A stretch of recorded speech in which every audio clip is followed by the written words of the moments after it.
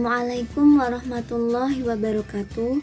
Perkenalkan, nama saya Siti Lestari dari kelas Tadris IPSA semester 4. Di sini saya membuat video pembelajaran mengenai peta guna memenuhi tugas mata kuliah kartografi dari Ibu Nur Fatmawati MPD.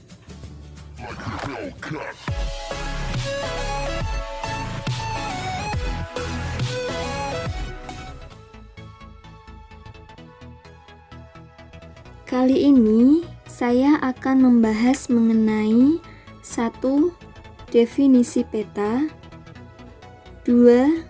Fungsi peta, 3. Tujuan pembuatan peta, 4. Analisis peta, 5. Interpretasi peta, dan 6. Karakteristik peta.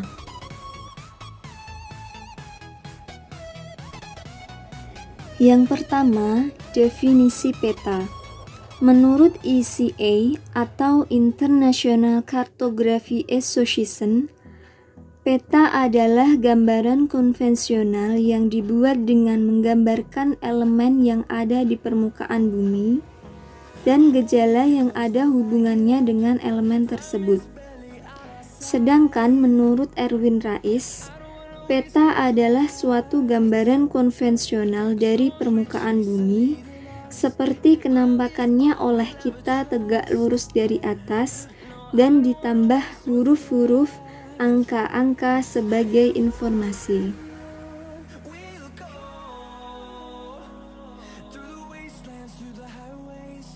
Yang kedua, fungsi peta menurut Aryono Prihandito, yaitu 1. Menunjukkan posisi atau lokasi relatif.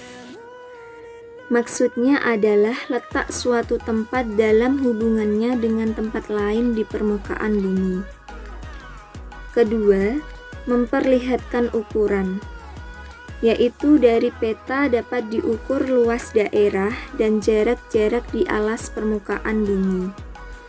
Ketiga, memperlihatkan bentuk, misalnya bentuk dari benua, negara, gunung, dan lain-lain, sehingga dimensinya dapat terlihat dalam peta.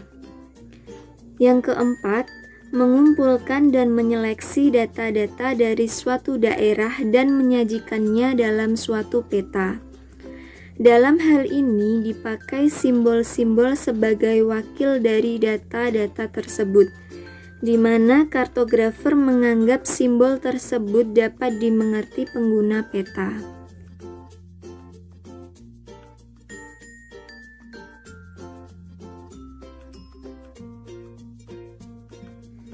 Yang ketiga, tujuan pembuatan peta, yaitu 1.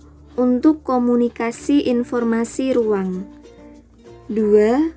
Untuk menyimpan informasi, 3. Digunakan untuk membantu suatu pekerjaan, misalnya untuk konstruksi jalan, navigasi, perencanaan, dan lain-lain.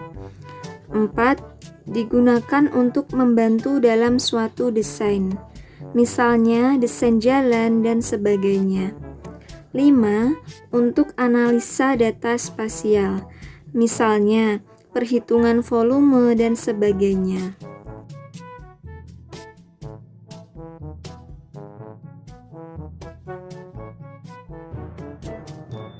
Yang keempat, analisis peta, yaitu kegiatan membaca objek-objek atau detail-detail termasuk informasi yang ada dalam suatu peta.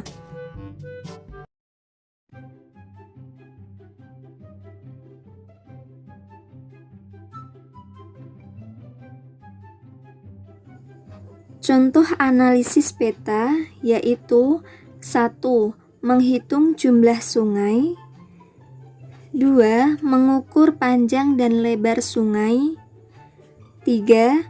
Mengukur jarak antar tempat, 4. Mengukur luas wilayah, dan 5. Menentukan letak astronomis suatu titik atau wilayah area.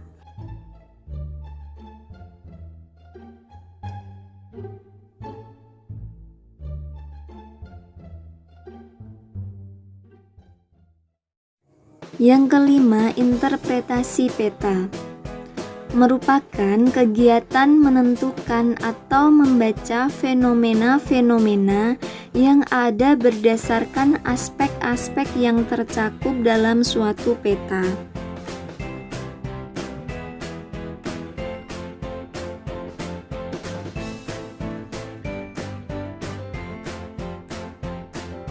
Adapun contoh interpretasi peta yaitu 1. Menentukan arah aliran, 2. Memperkirakan kesuburan tanah, 3. Perkembangan lahan, yaitu komparasi beberapa peta dengan tahun pembuatan yang berbeda, 4. Memperkirakan atau menentukan lokasi tempat-tempat pelayanan umum, misalnya seperti rumah sakit, terminal, sekolah, kawasan industri, dan lain-lain. 5. Memperkirakan sedimentasi dari beberapa aliran sungai pada suatu tubuh perairan tertentu, seperti waduk, danau, dan rawa.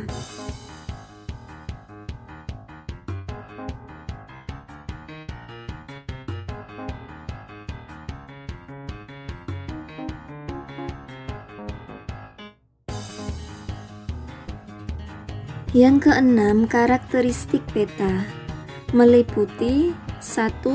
Skala bervariasi, yaitu skala kecil, skala sedang, dan skala besar. 2. Mudah direproduksi. 3. Biasanya digunakan sebagai peta dasar untuk kepentingan yang tertentu berupa pola peta tematik.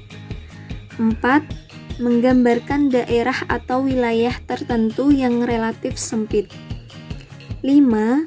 Untuk mengetahui lokasi peta digunakan bantuan inset atau gambaran wilayah yang lebih besar.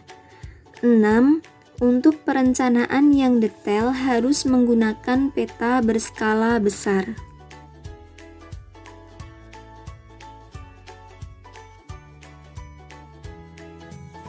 Melalui peta dapat diperoleh gambaran umum suatu tempat, karena peta memiliki fungsi untuk memberikan informasi. Fungsi peta diuraikan sebagai berikut. 1. Menunjukkan lokasi suatu tempat atau kenampakan alam di permukaan bumi, misalnya ibu kota negara, benua, gunung, laut, dan sebagainya. 2. Memberikan gambaran mengenai luas dan bentuk kenampakan di permukaan bumi, misalnya luas areal hutan, persawahan, dan bentuk benua. Ketiga, menunjukkan ketinggian tempat, misalnya ketinggian kota Bandung adalah 700 meter di atas permukaan laut. Yang keempat, menentukan arah dan jarak berbagai tempat. Misalnya, Jakarta terletak di sebelah barat Laut Bandung dengan jarak kurang lebih 180 km. Kelima, menyajikan persebaran gejala sosial di permukaan bumi. Misalnya, persebaran industri tekstil di Jawa Tengah dan persebaran permukiman di Kota Padang.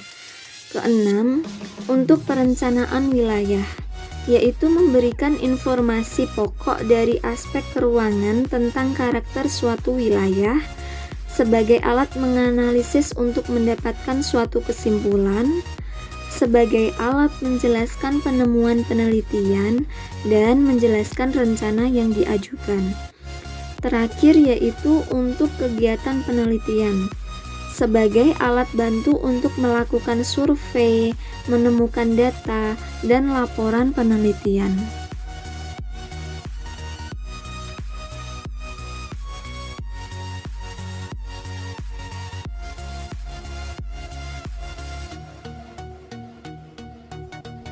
Sekian video pembelajaran dari saya, semoga bermanfaat.